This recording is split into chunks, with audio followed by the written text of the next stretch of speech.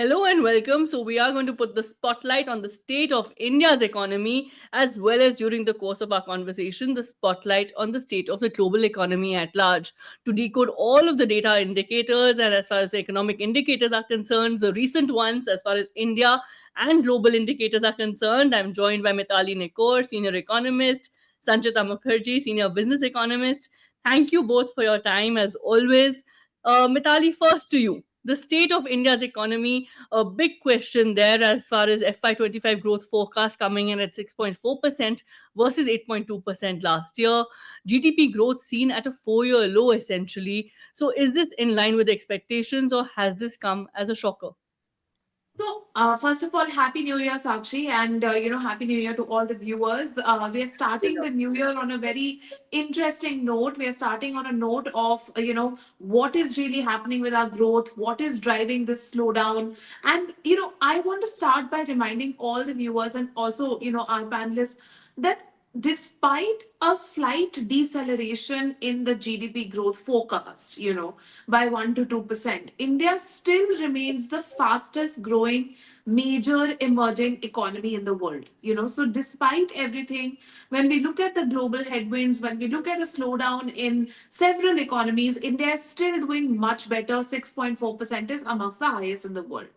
Now, the second thing I want to talk about is when we look at the overall, trends, what is it that caused this deceleration? It was actually two sectors, manufacturing and services. And this is a cause for concern, because we saw the manufacturing growth decelerate from almost 10% last year to now 6.5% this year. So there is good amount of growth. This is still better than many of the years that we have seen between 2014 to 2024 in the last decade. But there is a slight deceleration, and that has caused a massive, kind of decline in the GDP forecast. Second, which I am more concerned about, is services, because services declining from nearly 7-8% to now less than 6%, that is a little bit of a concern, and we definitely should be more concerned around services. But I want to end this point with saying that there is a bright spot, and the bright spot is net exports. Our exports have actually increased from a growth rate of just 1 to 2% to almost 7-8%. 7% is where we saw it in the last year. I think this is a really good development because our imports have reduced, and this means that some amount of export substitution is happening in the economy. So this is really good. All right, Sanchita, to you then. The GDP growth projection, really, as far as FY25 is concerned, is it in line with expectations or has it come as a shocker? Is there a silver lining that Mitali was mentioning? Do you agree? Your first thoughts. Thank you so much for having me here, and a very happy new year to you and Mitali. I would like to start by saying I'm in complete agreement with whatever Mitali has said. This does not come as a shocker because 2024 was a lot about our regulators looking at cleaning up the bank books, understanding that the unsecured lending book doesn't go out of hand in terms of getting all the credit to debt ratios in banks and financial institutions, large NBFCs, large banks. Now, India has gained a huge scale of economy in sizes of its institutions. So it was very, very important to keep that in check, due to which there has been reduced credit growth in the economy and a bit of a slowdown, which we are witnessing. But having said that, most macroeconomic parameters are actually looking good in the third quarter, and things should pick up ideally. And what Mitali rightfully said, we are still remain to be the fastest growing economy in the world, even at a 6.4%. Having said that, let me just very quickly take you back to, say, a 1950 economy. And the reason why I'm saying is that it boils down to our budgetary expectations. If you look at India in 1950, 90% of our economy was a consumption.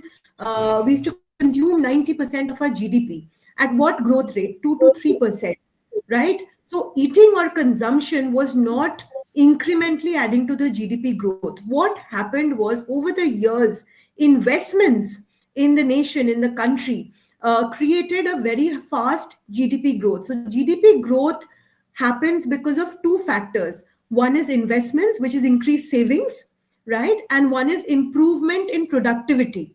Now, how can you do that? You can do that when you have a concerted government spending on R&D, innovation, removing every bottleneck in every sector. Let's understand, why is Indian economy one of the biggest economies in the world today?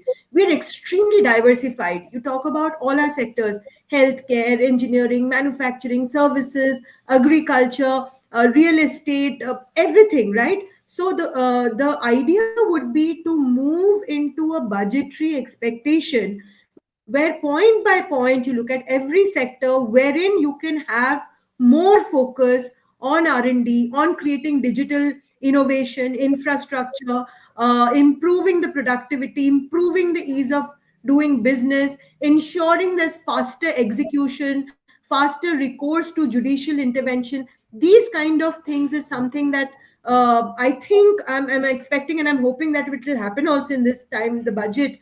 This will really propel the Indian economy back again to a very, very strong footing in terms of catering to your masses with innovation, job creation, and not mindless inflation, which is happening in Western economies. Right, Vitali, what would you say then is crucial for sustainable growth and budget expectations, like Sanchita was sharing? What would you say are your key budget expectations? So I think, Sakshi, I'm so excited about the budget this year, because this is going to be the full budget, first full budget of the new, government and administration. And this budget, I think, should be, there are two expectations, actually three expectations I have. The first is that I believe this will be a geographically balanced budget. In the last couple of budgets, we've seen that the government has identified few areas and states, like, for example, the eastern region of the country was highlighted last year as one of the regions that required a lot more investment and support, which is rightly so. But I feel like in this budget, because this is the start of the new government term, we'll see a lot of investment going into manufacturing sector. And I think the south and the western regions, they really require a fresh impetus of government sector investment to leverage private investment. And they are already doing very well. And this round of investment in manufacturing and logistics infrastructure can really propel. So, I do expect more geographically balanced, redistribution in this budget. The second thing which I really expect is around green jobs and the green economy. Because, times are tough. We have seen last year, even 3 or 4 floods that happened, throughout the year, they cost the country billions in lost, in damage and losses. And of course, leave aside the economic impact. So I do think that the green economy, investing in green infrastructure, investing in renewable energy, it's really going to be one of the major themes that will come up in this year's budget. And the third one, which I really expect will become again a big tenet and central pillar of the budget, will be around women's workforce participation. Because for the last 2 years, we have been advising the Ministry of Women, and Ministry of Women has also taken it up to very high levels. It has been agreed that women's workforce participation, particularly in the care economy, but overall, has to propel the Indian economy forward. It's necessary. So a lot more investments around social infrastructure, care infrastructure, which can free up women's time and energy, and also skill training to upskill particularly women and also other marginalized groups to take them forward. So I really think these three will be like the top 3 points. Right. It's interesting you mentioned skill training. And Sanchita, I'm going to turn to the state of the global economy and the latest World Economic Forum's Future of Jobs report. Then, the World Economic Forum's jobs report projects 78 million new jobs by 2030. The report also says there's an urgent upskilling needed to prepare workforces at large. And the fastest growing jobs are found in technology, data, and AI. So, your thoughts really on what the global economy and the state of the global economy is going to look like going forward? And again, with the indication of this report, the urgent need for upskilling, how can India also sort of take this on further? Oh, lovely point, Sakshi. I'm so glad you mentioned this. Now we need to see how we are going to sync the World Economic Forum report on jobs creation, AI, impact of AI on jobs, especially in large countries with large populations like India, and connect it to our budgetary expectations and what is happening currently domestically. If you see, India is almost poised to be the AI factory of the world, right? We have some of the largest GCCs, the Global Capability Centers, setting up shops over here because of the immense education of the Indian workforce, being able to garner, to cater to the industry demand in terms of AI related jobs which are being created. Now, let's understand previously, when we had the IT revolution, there was a big scare that it will possibly dismiss a huge number of workforce because of IT coming in and eating away jobs. That did not happen. Why? Because Indians, with their resilience and education and hard work, they upskilled themselves to cater to the industry demand of IT. This was in the 1990s. Similarly, the similar trend is happening in AI.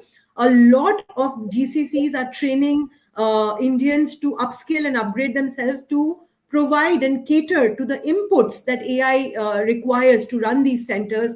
And these kind of things are happening. In fact, if one were to watch out for the last year's budget, there was a huge push in terms of education and bringing in new age skills within education, in which the finance minister actually involved even the private participation of large corporates. They were incentivized to actually train the youth of India and give them certain incentives to upskill themselves. So I would think there would be a huge push towards the same in this year's budget as well, because upskilling and matching the skill to the huge demand that is coming out in new age technologies, what Mitali was saying, green energy, green sectors, AI related jobs, renewables, is immense. And right now, with the traditional archaic system of education dispensation, there is a huge gap in terms of skills and the industry demand. So there will be a focus in education. Similarly, there'll be a focus, in my mind, on the judicial reforms, technology reforms of the courts, so that the common man has a recourse to judicial interventions, faster dispute resolutions. I do believe that the Income Tax Law Act will also be reviewed in terms of rewarding the existing taxpayers by bringing down their tax rates and by increasing compliance and increasing the tax base. Our tax base is still 1.6% of the population, which is dismal, right? So there will be increased focus on increasing that and rewarding existing taxpayers. There will be a lot of focus on healthcare. I was going through some of the remarks because Nirmala Sitharaman, she's had interview sessions for from December 6th to January 6th with every stakeholder in the Indian economy, including capital markets, healthcare, education, IT, services, manufacturing, all of that.